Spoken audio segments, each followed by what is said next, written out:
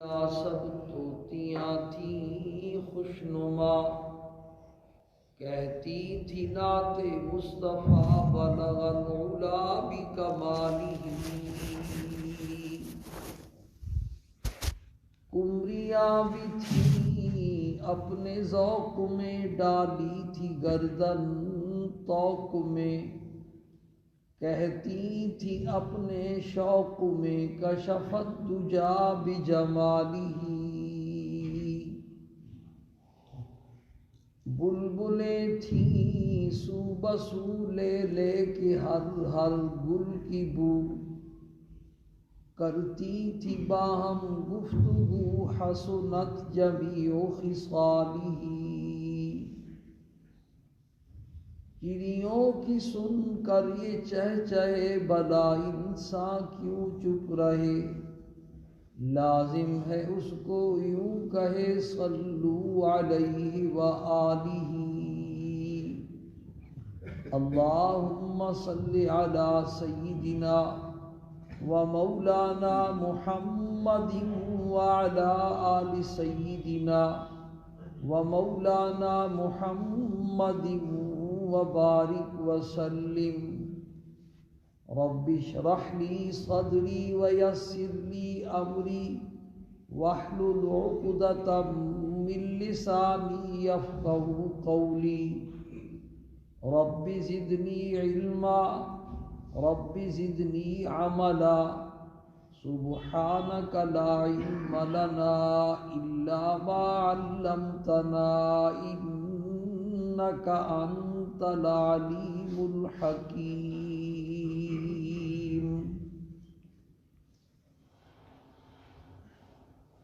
میرے واجب الاحترام دوستوں اور بزرگوں،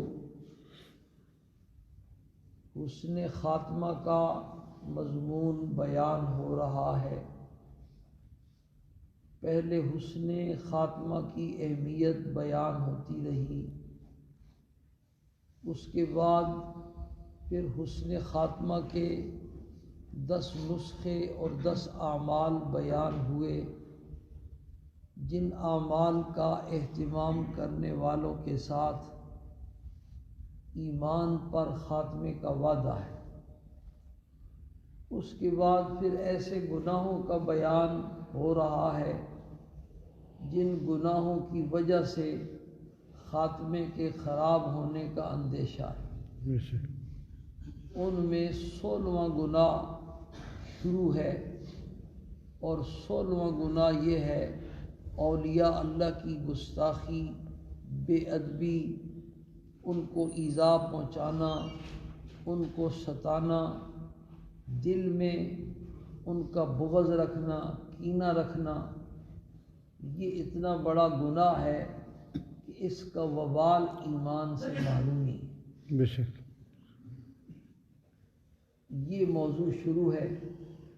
اولیاء اللہ کن کو کہتے ہیں، اولیاء اللہ کی تعریف، اولیاء اللہ کے اوصاف، اولیاء اللہ کے شرائط، یہ ساری چیزیں بیان ہوئیں۔ اس کے بعد شروع ہوا ولایت کے درجات۔ بھئی سب سے پہلا درجہ ولایت میں وہ انبیاء علیہم السلام کا ہے۔ بے شک ساری دنیا کے مسلمان مل کر کے نبی ادنا سے ادنا درجے کے نبی کے درجے کو نہیں پہنچ سکتے۔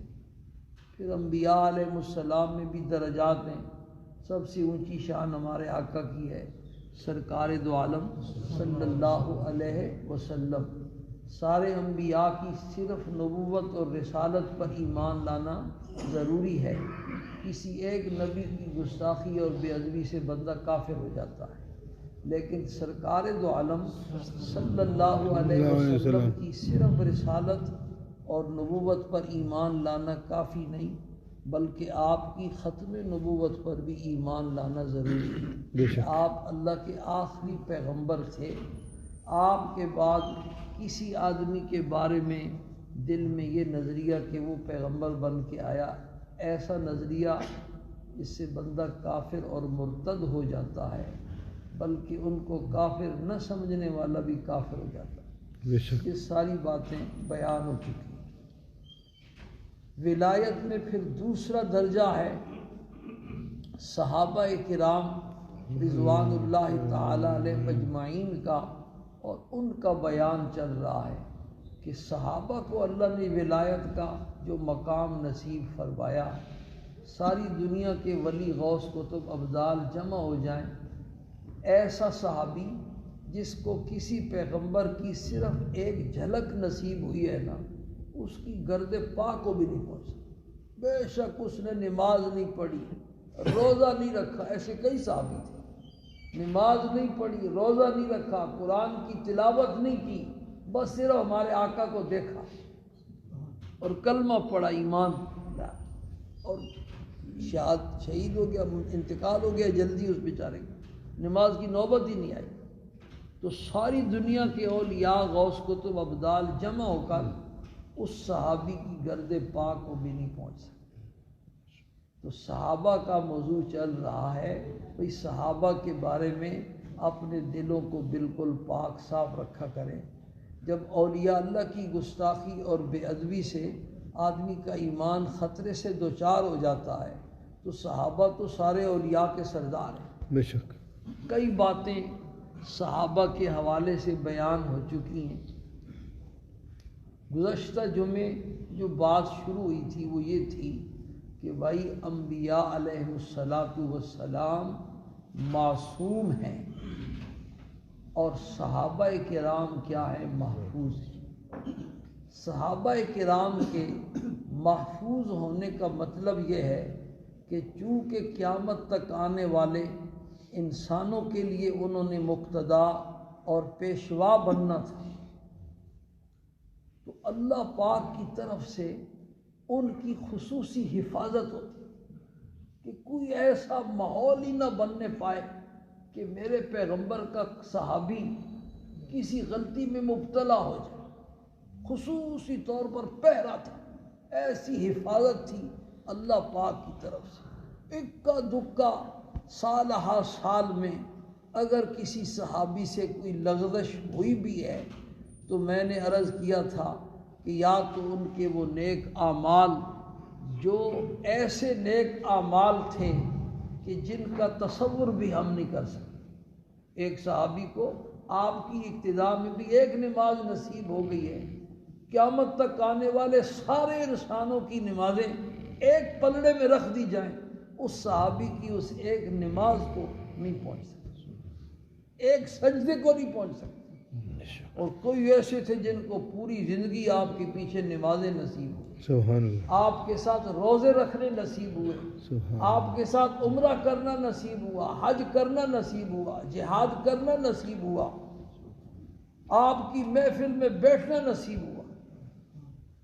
ان کی یہ جو نیکیاں ہیں پہاڑوں جیسی، ان الحسنات یذہبن السیئات، قرآن نے کہا ہے وہ سالہ سال میں ایک آدھ جو لغزش ہوئی، یہ پہاڑوں جیسی نیکیوں نے ان کو کہاں چھوڑا ہے بھائی۔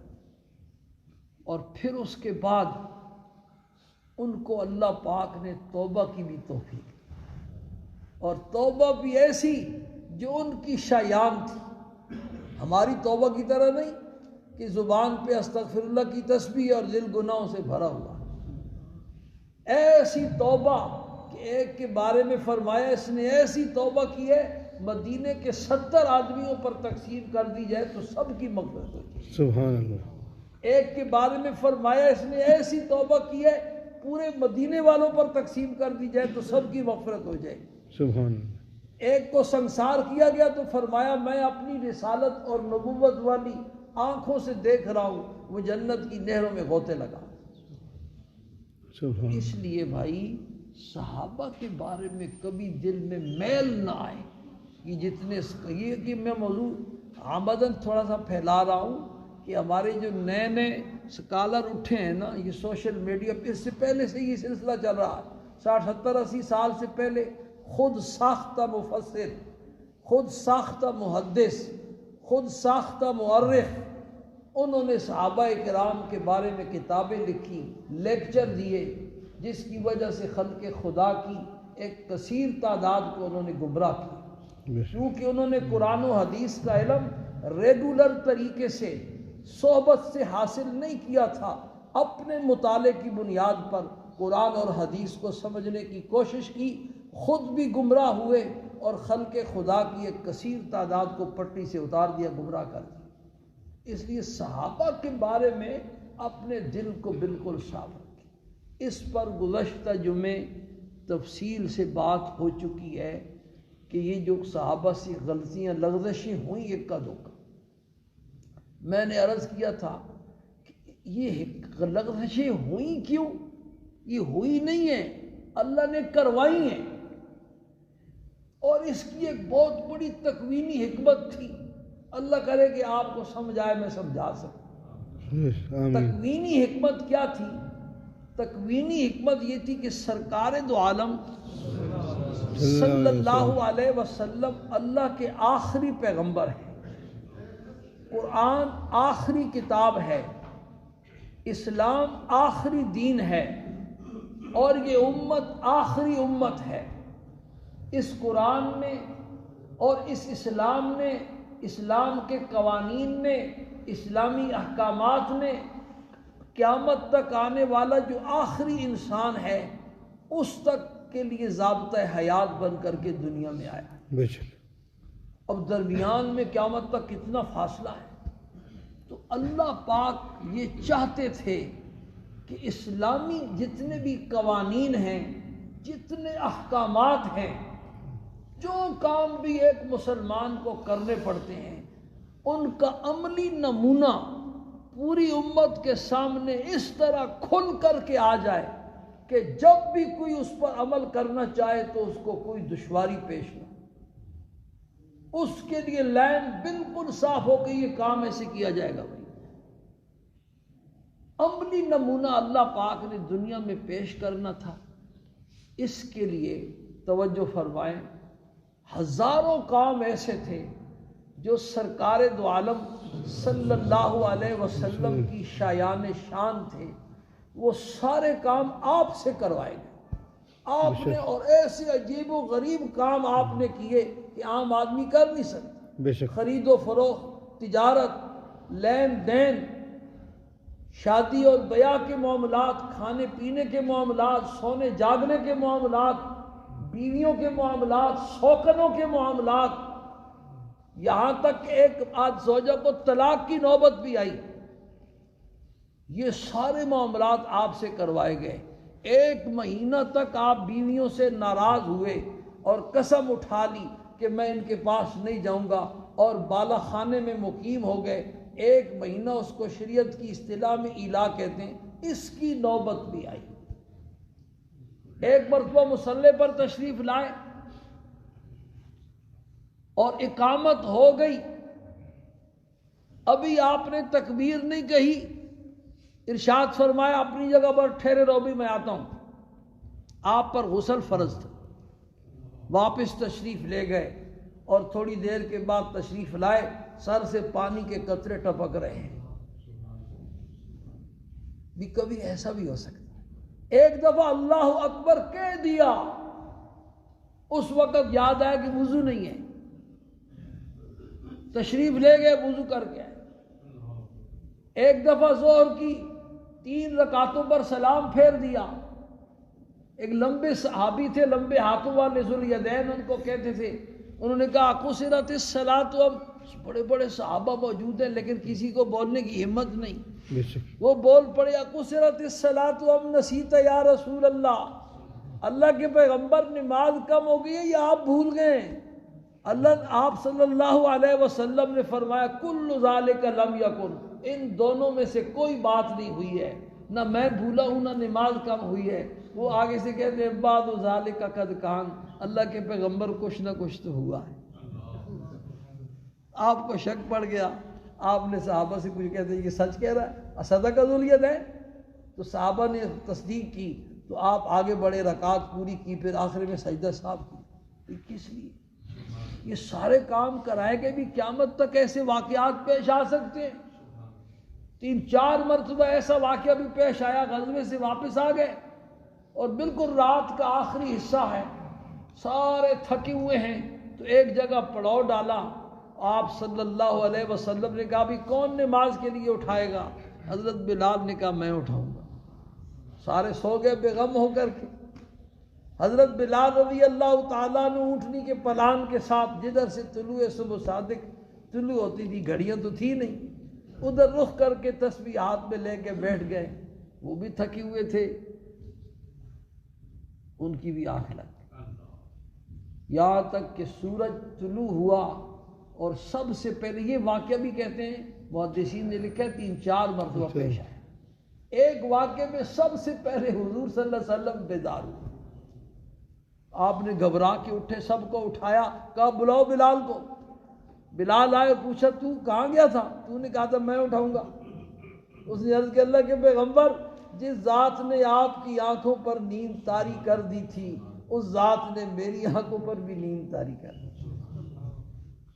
تو یہ ہزاروں اس قسم کے واقعات آپ صلی اللہ علیہ وسلم سے کروائے گئے.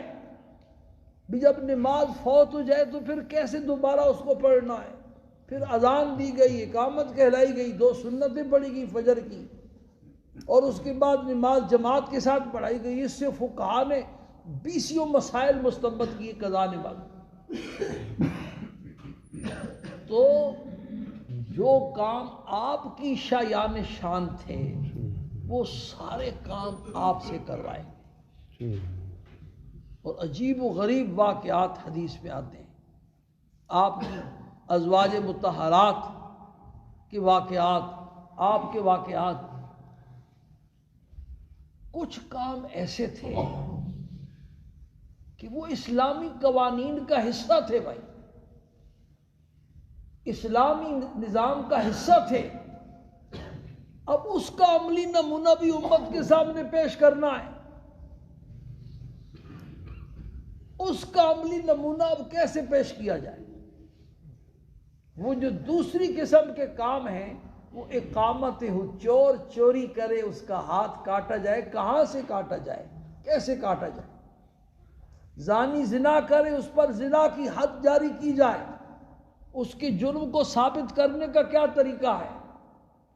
شرابی شراب پیے اور اس پر شراب کی حد جاری کی جائے. یہ گوشہ اسلامی نظام کا ایسا تھا. اب یہ کام ظاہر بات ہے آپ کی شایان شان تو تھے نہیں. آپ کے سامنے آپ کی زندگی میں اکا دکا صحابہ کرام سے یہ کام کروائے تاکہ آپ اپنے ہاتھوں سے اپنے سامنے حدود قائم کر کے دنیا سے جائیں. بعد میں آنے والے لوگ جو ہے نا، اگر اس پر عمل کرنا چاہیں تو ان کے لیے کوئی مسئلہ پیدا نہ ہو. بے شک. تو اس کام کے لیے بات سمجھ میں آئی ہے نا؟ صحابہ کرام کو قربانی کا بکرا بنایا گیا. ہمارے بزرگوں نے جہاں یہ مضمون لکھا ہے وہاں لکھا ہے تو ایک عاشق اپنے معشوق کو کہتا ہے تو مشق ناز کر خون دو عالم میری گردن پر. تو یہ اقامت حدود والا جو مسئلہ ہے یہ صحابہ کرام سے تکوینی طور پر اکا دکا اس قسم کے واقعات کروائے گئے تاکہ یہ گوشہ جو ہے نا اسلامی نظام کا یہ مخفی نہ رہے. بے شک. قیامت تک آنے والے مسلمانوں میں سے جب بھی کوئی اس پر عمل کرنا چاہے تو انہیں اس میں کسی قسم کا اشتباہ نہ ہو کہ یہ کیسے کیا جائے گا، مجرم کا جرم کیسے ثابت ہوگا اور اس پر حد کیسے جاری کی جائے گی، اور حد جاری کرنے کے بعد باقی مسلمان پھر اس کے ساتھ کیا سلوک کریں گے. بے شک. آپ نے ان کی نماز جنازہ پڑھی پھر اور ان کے لیے مغفرت کی دعا مانگی. ایک چور کا ہاتھ کاٹا گیا، آپ صلی اللہ علیہ وسلم نے خود اس کو توبہ کی تلقین کی، اللہ کے بندے توبہ کر، اور خود اس کے لیے دعا مانگی اللہ اس کے گناہ کو معاف فرما. بے شک. تیسری قسم کے کام وہ تھے کہ جو آپ صلی اللہ علیہ وسلم کی جو ذات اقدس تھی، آپ کی شایان شان بھی نہیں تھے وہ کام.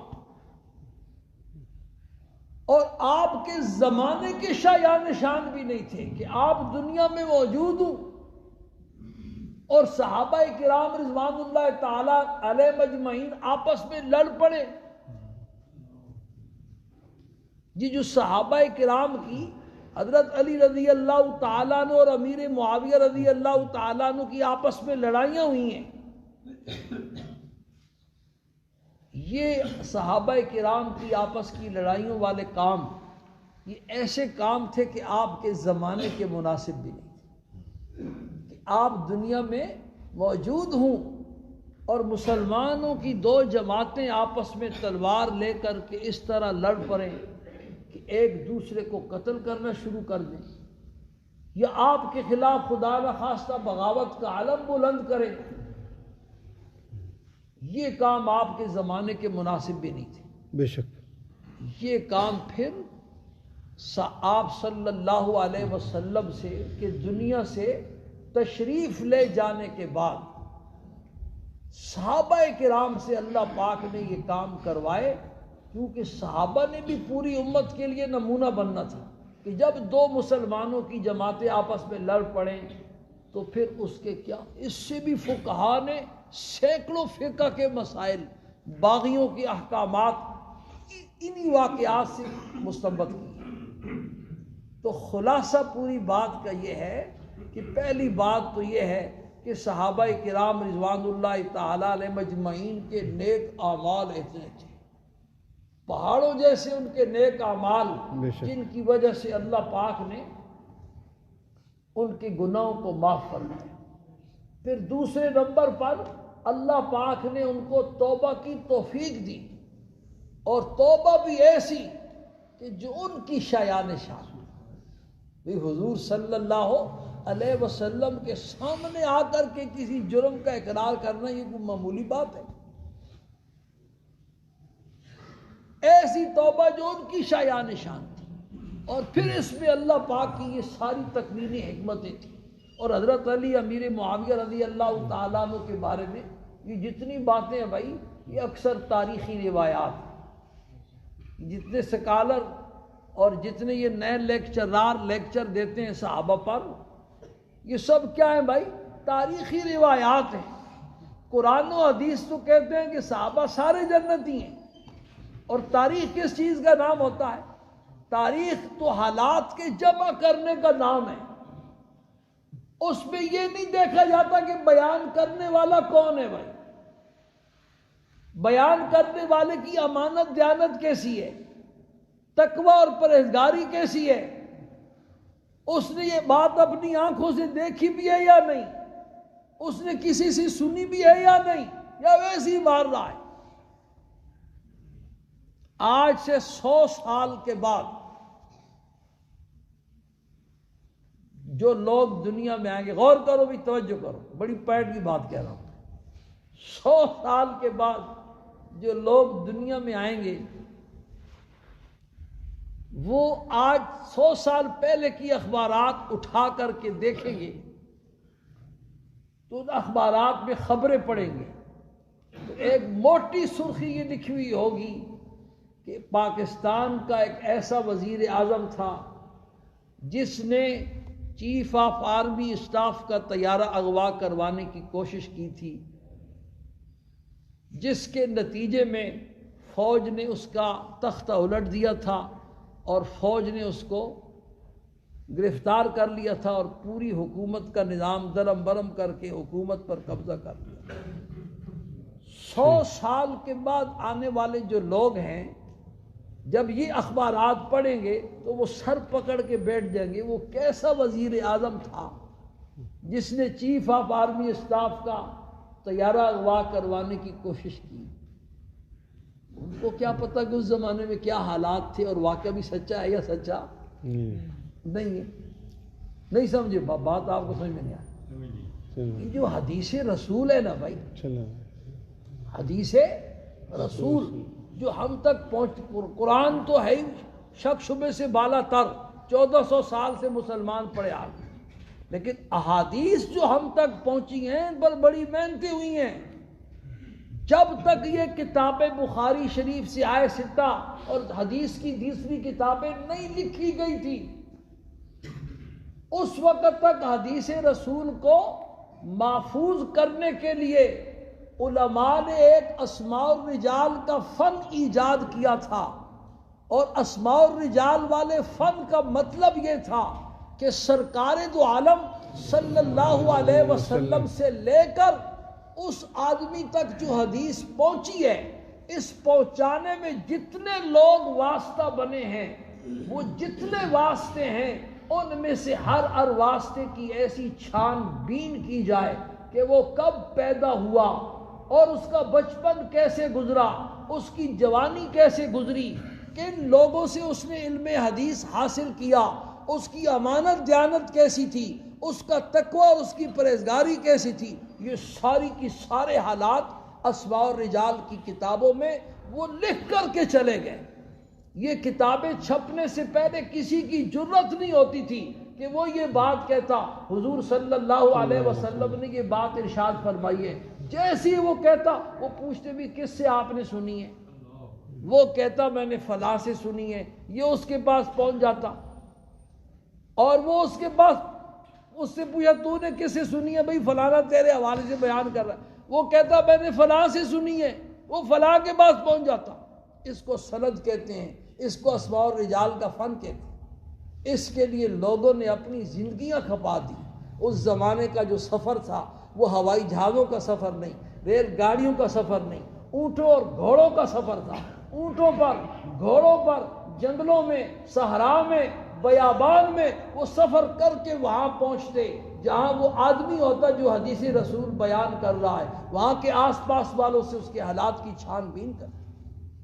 ایک محدث کسی استاد سے حدیث سننے کے لیے بڑے دور دراز کا سفر کر کے گئے، جب سفر کر کے پہنچے تو جس سے حدیث رسول سننی تھی دیکھا وہ ایک گھوڑے کو پکڑ رہا ہے اور یوں اپنی گود پھیلا کر کے، وہ جیسے گھوڑے والے کرتے ہیں نا، گود میں دانا ہے، گھوڑے کو بلا رہا ہے قریب قریب، وہ جیسے گھوڑا قریب ہوا تو گھوڑے کو پکڑ لیا اور یہ گود چھوڑ دی، تو دیکھا گود میں تو دانا تھا نہیں، وہ وہیں سے واپس ہو گئے کہ یہ آدمی جو گھوڑے کو دھوکہ دے رہا ہے یہ حدیث رسول بیان کرنے کے قابل نہیں۔ تو بھائی حدیث حدیث ہے، حدیث میں سرکار دو عالم صلی اللہ علیہ وسلم نے صحابہ کا نام لے لے کر کے ان کو جنت کی بشارت سنائی ہے، اور وہ ہم سے پہلے 1400 سال پہلے جنت میں انہوں نے ڈیرے لگا لیے ہیں۔ ہم تاریخ پڑھ کر کے صحابہ سے بدگمان ہو جائیں، بدظن ہو جائیں، اور تاریخ بیان کرنے والا کون ہے؟ یہ حضرت حسین کا جو واقعہ پیش آیا کس نے اپنی آنکھوں سے دیکھا کہ فلاں جگہ پر گرا ہے، فلاں گھوڑے سے گرا ہے، فلاں کو فلاں نے زخمی کیا ہے؟ اگر وہ وہاں موجود تھا تو مدد کیوں نہیں کی؟ اور مدد نہیں کی تو وہ اعتماد کے قابل ہے؟ تو یہ جتنی تاریخی روایات ہیں، ہم ان تاریخی روایات کی وجہ سے قرآن و حدیث کو نہیں چھوڑ سکتے۔ قرآن و حدیث کے بے شمار ارشادات، ہزاروں ارشادات صحابہ کے ٹوٹل جنتی ہونے کو بیان کر، بے شک، اور اگلا جمعہ اور اس سے اگلا جمعہ اسی مضمون پر ہے کہ صحابہ کرام بغیر کسی استثناء کے سارے کے سارے جنتی ہیں۔ اللہ ان کو جنت میں بھیجنا چاہتا ہے، ہم ان کے بارے میں کیا سوچیں؟ تو بات کیا چل رہی ہے بھائی؟ موضوع یہ چل رہا ہے کہ اولیاء اللہ کی گستاخی اور بے ادبی، اس کا وبال یہ ہے کہ بندہ ایمان سے کیا ہو جاتا ہے؟ محروم۔ اور صحابہ سارے اولیاء کے سردار ہیں، بے شک، یہ صحابی کو ایک جھلک نصیب ہو گئی، سارے اولیاء مل کے اس کی گرد پاک کو نہیں پہنچ سکتے۔ تو صحابہ کے بارے میں اپنے دل کو ہمیشہ کیا رکھنا ہے بھائی؟ صاف رکھنا ہے۔ جس کے دل میں صحابہ کرام کے بارے میں کوئی ادنا سا میل بھی ہے، وہ اپنے ایمان کی خیر منائے، اس کا ایمان خطرے میں ہے۔ اللہ پاک ہم سب کو اس کی سمجھ نصیب فرمائے اور اس کا یقین